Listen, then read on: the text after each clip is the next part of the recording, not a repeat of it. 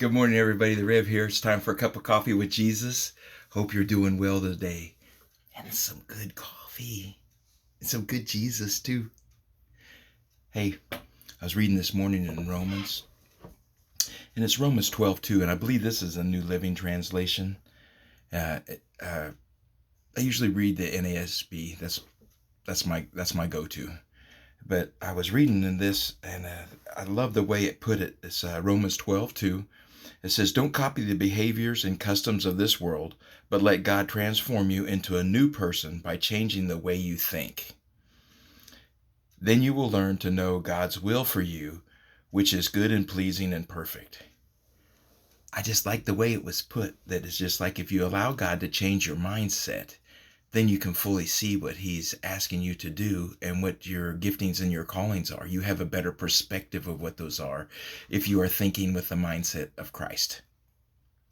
I just love that. That's the one that's like, you'll be transformed by the renewing of your mind.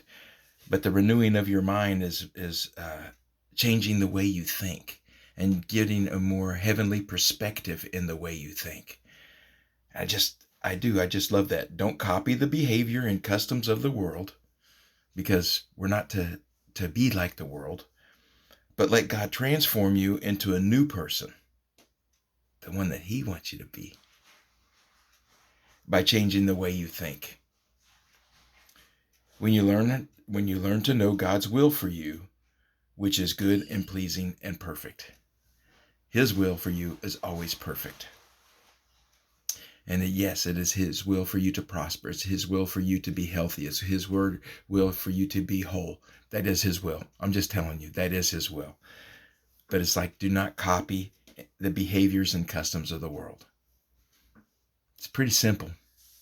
Hope you guys have a great day. Just remembering it's like not to copy the customs and behavior of the world, but change the way we think.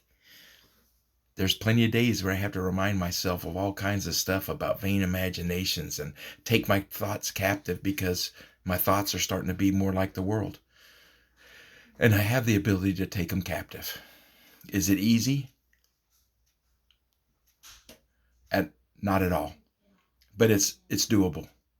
But we take them captive, the vain imaginations captive, to the obedience of Christ.